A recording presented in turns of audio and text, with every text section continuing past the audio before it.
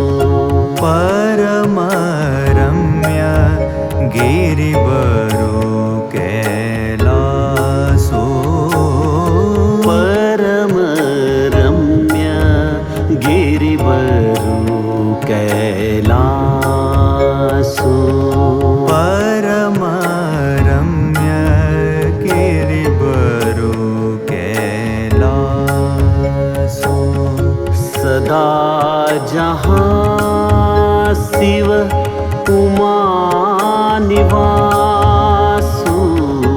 सदा जहाँ शिव उमा निवासु। सदा जहाँ शिव उमा निवासु। सदा जहाँ शिव उमा निवासु। परम रम्य गिरिबरु कैलासु। परम रम्य गिरिबरु कैलासु। गोस्वामी जी हमें कैलाश का दर्शन इन चौपाइयों के द्वारा करवाते हैं। क्या है कैलाश? गोस्वामी जी कहते हैं सदा जहां शिव उमा निवास हो, जहां निरंतर महादेव जी और माता पार्वती का निवास है, ऐसा यह परम रम्य स्थान कैलाश। यह स्थान केवल एक भौतिक स्थान ही नहीं, ये हमारे हृदय का एक ऐसा सुंदर दर्शन गोस्वामी जी हमें इन चौपाइयों के द्वारा करवाते हैं कि जिस हृदय में अनंत समय से तपश्चर्या हो, भगवत प्रेम हो, ऐसे हृदय में ही महादेव और माता पार्वती निरंतर निवास करते हैं। ऐसे पर्वत का, ऐसे कैलाश का, ऐसे एक सुंदर हृदय का यह दर्शन गोस्वामी जी गाते हैं। हरिहर विमुख धर्म रति नाही। हरिहर विमुख धर्म रति नाही। तेन रतः सपने हु नहीं जाहि। तेन रतः सपने हु नहीं जाहि। तेहि गिरि पर्वत बिटप बिसाला। तेहि गिरि पर्बत बिटप बिसाला। नित नूतन सुंदर सब काला। नित नूतन सुंदर सब काला। परम रम्य गिरिवरो कैलासो। परम रम्य गिरिवरो कैलासो।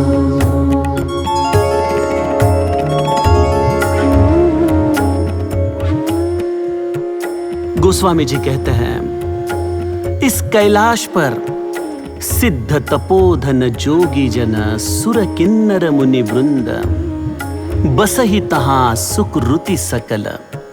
सेवहि शिव सुख कंद।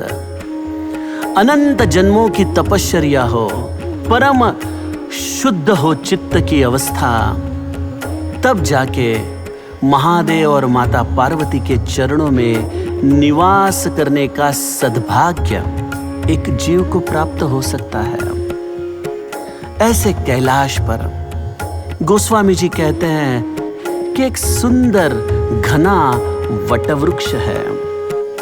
आप कहोगे, अरे हमने तो कैलाश की परिक्रमा की है, लेकिन हमें तो वहां कोई वटवृक्ष नजर नहीं आया। यह कोई चर्म चक्षु से दिखने वाला वटवृक्ष नहीं।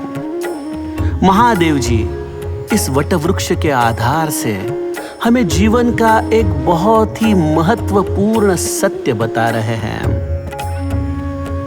वह वटवृक्ष की छाया है गुरु कृपा की छाया। जिसको अपने जीवन में शिव तत्व तक पहुंचना है, उसे निरंतर इस वटवृक्ष की छाया में ही निवास करना चाहिए, जहां स्वयं महादेव विराजित है। गोस्वामी जी कहते हैं, एक बार उस वटवृक्ष के पास मेरे महादेव पहुंचते हैं। एक बार ते ही तर प्रभु गया। एक बार ते ही तर प्रभु गया।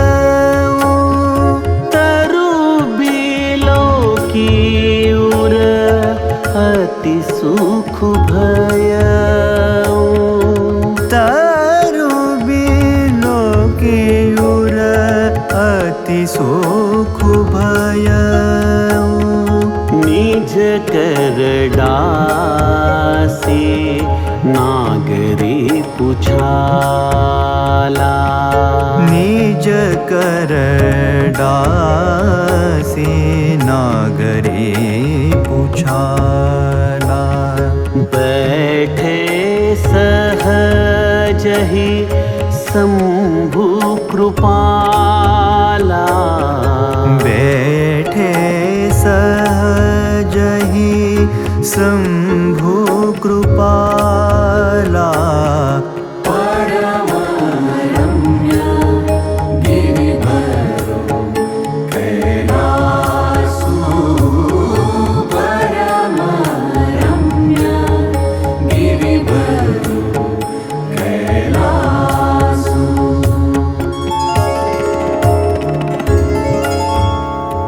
क्या महात्मा है इस वटवृक्ष की छाया का।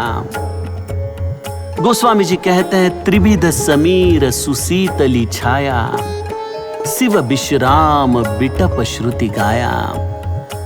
समस्त ऋतुओं में यह वटवृक्ष की छाया परम सुंदर है, परम शीतल है। देखिए, कोई भी प्राकृतिक वृक्ष सभी ऋतुओं में अपनी सुंदरता बरकरार नहीं रख सकता, लेकिन गुरु कृपा यह एक ऐसी वटवृक्ष की छाया है जो जीवन के हर ऋतु में हमें शीतलता प्रदान करती है, हमें समाधान प्रदान करती है। ऐसे गुरु कृपा की छांव में हम कैसे विराजमान हो, महादेव ही हमें सिखाते हैं। देखिए, इस कैलाश पर्वत पे महादेव की सेवा करने के लिए कई लोग हैं, लेकिन महादेव स्वयं इस वट वृक्ष की छांव में जाते हैं और निज कर डासी नागरी पुछाला, अपने हाथों से अपना व्याघ्रांबर, अपना आसन स्वयं लगाते हैं और बैठे सहज ही शंभु कृपाला।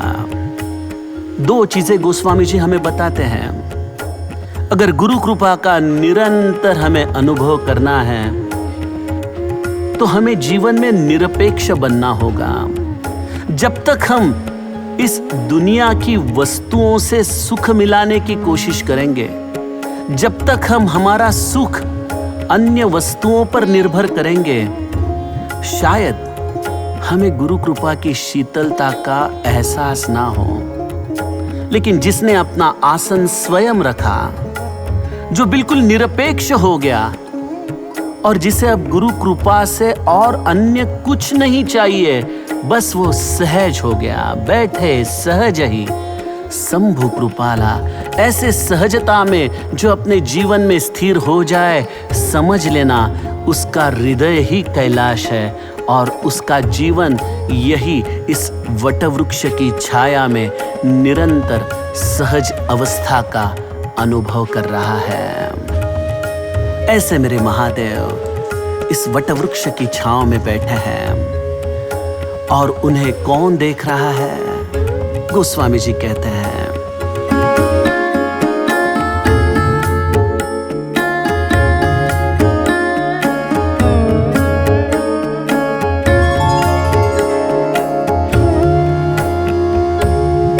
पार्वती भल अवसर जानी, पार्वती भल अवसर जानी, गई शंभु पही मातु भवानी, गई शंभु पही मातु भवानी, बैठे सोह कामरी कैसे, बैठे सोह कामरी कैसे, बैठे सोह कामरी कैसे, बैठे सोह कामरी कैसे, धरे शरीरु शांत रसु जैसे, धरे शरीरु शांत रसु जैसे, परम रम्य गिरिवरु कैलासु, परम रम्य गिरिवरु कैलासु।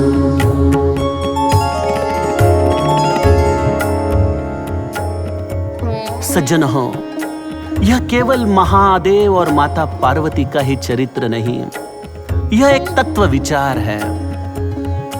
जब आप निस्पृह हो, निरपेक्ष हो, अपनी निजता में स्थिर हो, ऐसी अवस्था में पार्वती रूपी भक्ति हमें ढूंढते हुए हमारे पास आती है। देखिए, भक्ति की खोज तो दुनिया भर लोग करते हैं। हर एक परमार्थ का प्रवासी यही चाहता है कि उसे भक्ति की प्राप्ति हो। लेकिन मेरे समर्थ कहते हैं, बहु हिंडता सौख्य होणार नाही, शिणावे परी नातुडे हित काही, विचारे बरे अंतरा बोध वीजे, मना सज्जना राघवी वस्ती कीजिए। अपने हृदय में जिसने इस कौशलपुर के राजा को, इस प्रभु रामचंद्र को निरंतर स्थिर किया है, जो अपने निजता में जीवन जी रहा है, उसे ढूंढते ढूंढते भक्ति वहां तक पहुंचती है।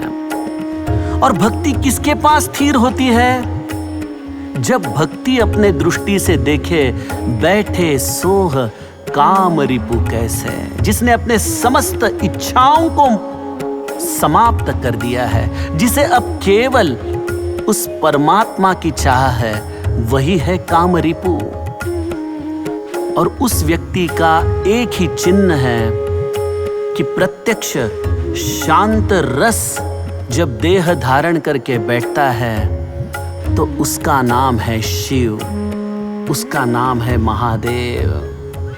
ऐसे महादेव के पास मेरी माँ पार्वती चरित्र के आधार से जाती है और तत्व विचार से, जिसका हृदय परम शीतल हो, करुणा से भरा हो, जो निरपेक्ष हो, निस्वार्थ हो, उसके हृदय में भक्ति निरंतर वास करती है। इसलिए कैलाश एक भौगोलिक भौतिक स्थान तो है ही, लेकिन इसका दर्शन हम अपने हृदय में भी तो कर सकते हैं। इसलिए गोस्वामी जी गाते हैं, परम रम्य गिरिवरो